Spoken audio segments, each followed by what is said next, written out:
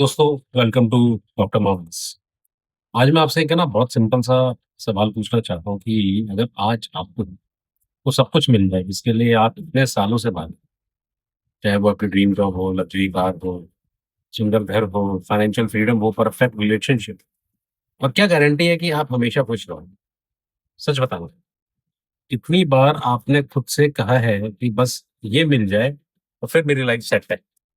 मैंने भी किया और फिर वो मिल भी गया और कुछ हफ्तों बाद माइंड ने एक नया टारगेट बना दिया।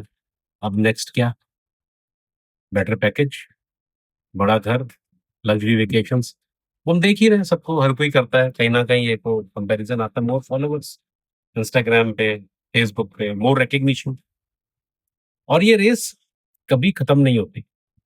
और यही प्रॉब्लम है कि हमने हैप्पीनेस को एक है ना डेस्टिनेशन बना दिया है।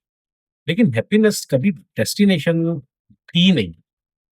Happiness is the way you travel, आपकी journey, not the place where you arrive. और मैं हर हफ्ते एंटरप्रेन्योर से मिलता हूँ, फाउंडर से मिलता हूँ, बिजनेस हेड से मिलता हूँ, बिजनेस ओनर्स हैं, कॉर्पोरेट लीडर्स हैं, डॉक्टर्स हैं, स्टूडेंट्स हैं।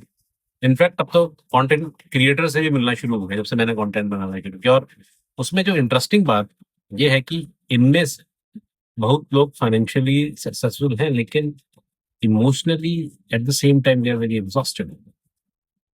दे have lot of achievements with them, लेकिन उनके पास सुकून नहीं है। उनके पास कुछ हद तक लाइफस्टाइल है, लेकिन लाइफ एंजॉय करने का वक्त ही नहीं है। और जब हम बैठकर बात करते हैं, एक सेंटेंस बार बार सुनने को मिलता है कि डॉक्टर साहब, सब कुछ है फिर भी अंदर से मेरे ना खुशी फील नहीं होती। और अगर आप भी कभी ऐसा फील करते हो तो believe me, you are actually not alone. Problem आपकी सक्सेस की नहीं है, प्रॉब्लम सक्सेस को हैप्पीनेस का शॉर्टकट समझना है। और बचपन से हमें यही सिखाया गया है, जैसे कि अच्छे मार्क्स लाओ फिर खुश रहना, कॉलेज मिल जाए फिर आगे सफलता मिलेगी, खुश रहना, जॉब मिल जाए फिर खुश रहना। ये तो थ्री इडियट्स में क्या है, जॉब है तो पैसा है तो लड़की है, प्रमोशन मिल जाए फिर खुश रहना, फिर अगेन शादी हो जाए फिर खुश रहना, और इवेंचुअली बच्चे सेटल हो जाए फिर खुश रहना। ये प्रोग्रेस है लाइफ का, जैसे जैसे बढ़ती जाती है वो हैप्पीनेस का पैरामीटर चेंज होता है। बूढ़े हो जाएंगे, रिटायरमेंट आ जाए फिर खुश रहना। तो आपने इसमें एक बात नोटिस किया है कि पूरी जिंदगी फिर में निकल जाती है। लेकिन आज का क्या? हम प्रेजेंट में कब जिएंगे और आज को हमने कब जिया?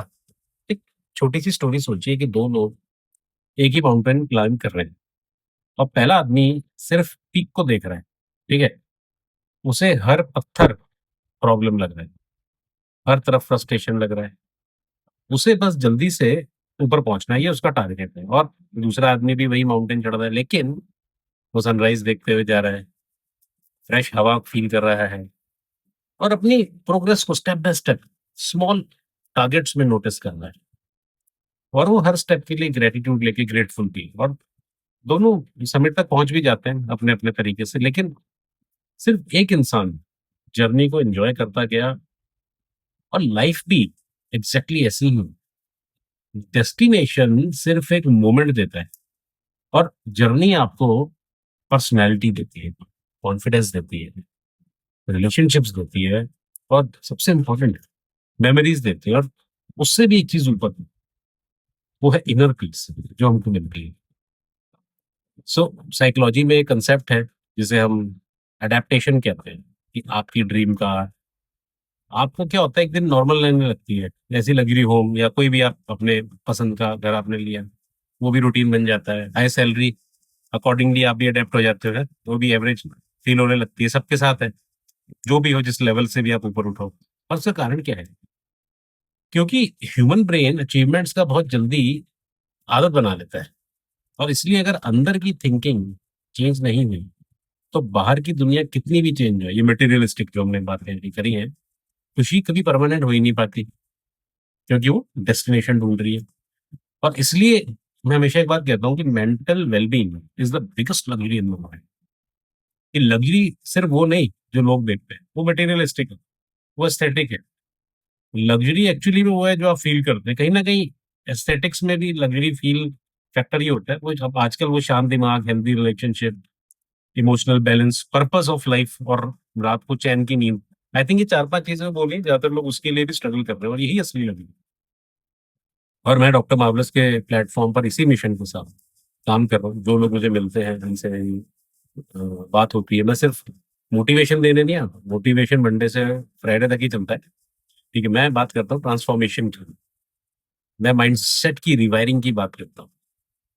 मेरे को लाइफ़स्टाइल, साइकोलॉजी की बात करनी है और मैं चाहता हूँ कि जब आप सक्सेस अचीव करो, तब आप उस सक्सेस को एन्जॉय भी कर पाओ। क्योंकि बहुत लोग सक्सेसफुल तो बन जाते हैं, लेकिन उसके साथ पैरेलली खुश रहना ना, वो कंप्लीटली भूल जाते हैं।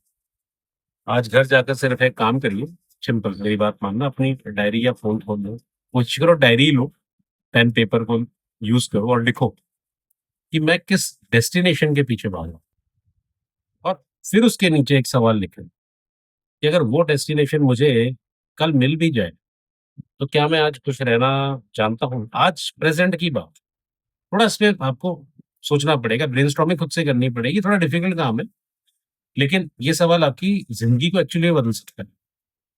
आत्ममंथन, इंट्रोस्पेक्शन और याद रखिए, लाइफ़ का पर्पस सिर्फ़ अचीवमेंट्स कलेक्ट करना नहीं है।